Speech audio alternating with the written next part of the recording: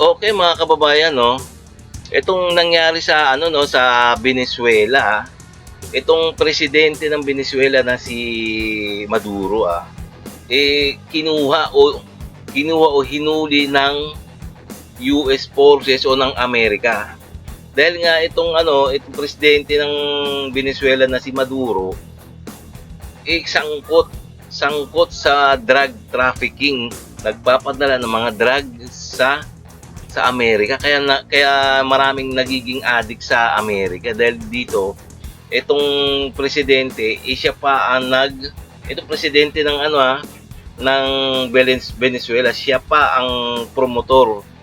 Kumbaga promotor para magdala ng mga drugs sa Amerika. So malakas ang ebidensya ni Donald Trump. Kaya nga pinahuli niya. Kaya isa pa napakagaling talaga ng mga ginawa ni Donald Trump. So ang humuli kay Venezuelan President si Maduro ay isang special elite forces ng Amerika. Talagang special to para sa mga special na mission. Ito tinatawag nga Delta Force. Ito sinanay ng US Army para sa mga mission sa mga mission na matitinding mission. Kaya tingnan mo, isang presidente ng isang bansa, 30 minutes lang, isang gabi lang nakuha na. Ganong katindi ang elite forces ng Amerika na humuli kay Maduro. Okay so ito ang ating pag-uusapan ngayon Ito yung ating pag-uusapan ngayon. Ito yung mainit na balita ngayon So kung bago ka pa lang sa aking channel huwag mo muna kalimutan mag-like and subscribe na lang muna sa ating YouTube channel bago tayo mag-umpisa. Okay And please paki-subscribe din kay John Repso. So sa kanyang video to na ating bibigyan na reaction. Okay so mga kababayan please like and subscribe na lang muna sa atin. Huwag niyo kalimutan Okay umpisahan na natin. Nagsagawa ang Amerika ng isang malaking operasyong militar sa Venezuela kung saan winasak ng Amerika ang mga military assets at pasilidad at kinuha ang Pangulo na si Nicolas Maduro. Ang misyon ay nilahukan ng iba't ibang puwersa ng Amerika kabilang ang isa sa pinaka-elite forces, ang Delta Force, ang nangungunang espesyal na unit ng misyon na dumampot kay Maduro. Ano nga ba ang tinatawag na Delta Force at kung paano nito nakuha si Maduro sa loob lamang ng 30 minuto kahit na bantay sarado ito ng mga elite forces ng Venezuela? Isinagawa ng Amerika ang isang malaking operasyong militar sa Venezuela kung saan winasak ng Amerika ang iba't ibang mga military assets at pasilidad ng Venezuela. Kinuha ang Pangulo na si Nicolas Maduro at inilipad sa New York. Ang misyon ay nilahukan ng iba't ibang mga puwersa ng Amerika kabilang ang US Navy, US Marine Corps at US Air Force at ang isa sa pinaka-elite forces na Delta Force, ang nangungunang espesyal na unit ng misyon na dumampot mismo kay Maduro. Tignan nyo naman di ba? So halos lahat ng mga special forces ng Amerika pinadala. Kaya mabilis na nakuha si Maduro Tingnan mo, isang gabi lang at 30 minutes lang kuha na nila si Maduro. US Delta Force ay itinatag noong 1977 at nakabase sa Fort Bragg, North Carolina at sila ay itinalaga ni US President Donald Trump para kumuha kay Maduro dahil ang Delta Force ay isa sa most elite at selective military units sa mundo. Ito ay pinapatakbo sa ilalim ng US Army Special Operation Command at kilala rin bilang First Special Forces Operational Detachment Delta. Ang unit ay dalubhasa sa mga misyon na may mga mataas na peligro at high-value mission at pangunahing may tungkulin sa mga operasyon laban sa terorismo, pagsagip sa mga hostage at paghuli sa mga terorista at sa espesyal na pagmamanman.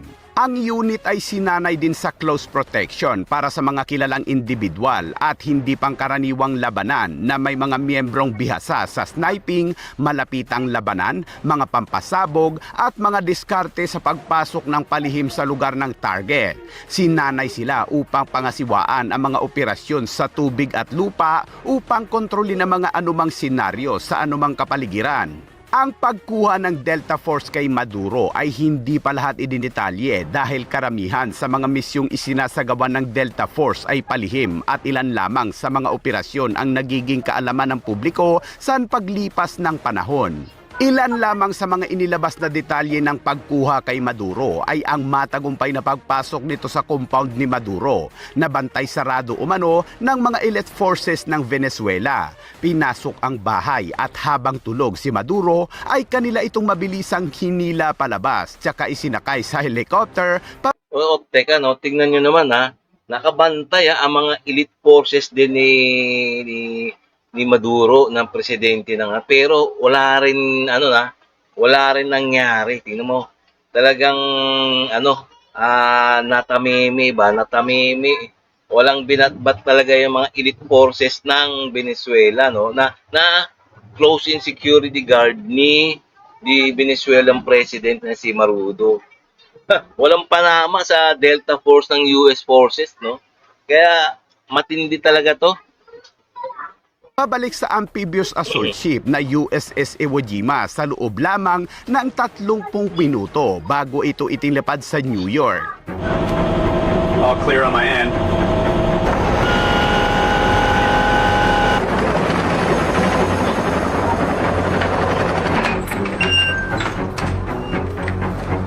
Clear. Moving in.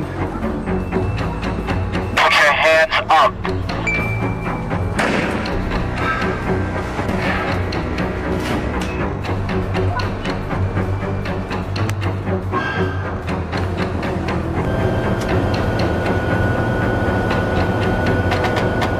Nabanggit din sa isang press con sa Pentagon na may isang 20 years old na kasama sa operasyon na malamang ay bagong pasok pa lamang. Were airborne. Our youngest crew member was 20. Ilan sa mga sikat na operasyon ng Delta Force ay ang Operation Prime Chance, 2001 Hunt for Bin Laden, Baghdad Airstrike, Iraq Hostage Rescue, Operation Gotek Serpent, Somalia, Operation Urgent Fury, Grenade at ang raid on ISIS leader na si Abu Bakr al-Baghdadi. Ang mga miyembro ng US Delta Force ay karaniwang mula sa US Army Special Forces Green Berets at 75th Ranger Regiment at dahil ang proseso ng pagpili ay lubhang mahigpit ay kakaunti lamang ang kandidato na nakakapasok dito. Dati nang sinabi ng Venezuela na hindi umano makakalapit ang mga air assets ng Amerika dahil sa mga advanced na radar system nito mula sa China na kayang makadetect ng mga stealth fighter jets tulad ng F-22 Raptor at F-35 Lightning II. Ngunit sa panahon ng operasyon ay lumabas na walang silbi ang mga advanced umanong radar system nito. Ayon naman sa ulat ng isang media ng Taiwan, ay nabigo umano ang radar na gawa ng China sa Venezuela nang pumasok na ang puwersa ng Amerika noong Sabado. Mabilis umanong na-neutralize ng Amerika ang mga pandepensang panghimpapawid ng Venezuela at dinampot ang pinuno nito sa loob lamang ng wala pang 30 minuto. Despite any obstacles in front of them, it is incredible to be able to serve such courageous, brave, and skilled Americans. We do right by them, and President Trump did. He gave them a clear mission, and they finished it. Ang mga sistemang gawa ng China ay itinaguyod bilang pinakamalakas na sistema ng depensang panghimpapawid ng Venezuela. Ngunit dahil sa pagkabigo ay tinawag ng ilan ang mga sistema ng radar na mamahaling palamuti at ang mga militar ng Venezuela ngayon ay humihingi umano ng refund sa China. Ay grabe mga kabayan, napahiya na naman ang China. Running breaks your joints. Okay, no, mga Okay, mga guys, no, ganyan ha. Nakita natin na made in China talaga, walang kwenta, no. So talagang umingi pa nga ng refund eh. Tingnan mo, walang binatbat yung mga air defense na galing sa China at Russia. Nilampaso lang ng mga ano ng mga helicopter lang ng Amerika. Kaya nga walang-wala talaga 'to. Okay, no, so hanggang dito na lang tayo mga guys, no. Kung nagustuhan niyo yung mga ganitong mga reaction video na katulad nito, please like and subscribe na lang muna sa ating YouTube channel bago tayo magtapos. Nang sa ganun ma-update pa kayo sa susunod kong mga video na i-upload. Okay, no, so maraming salamat.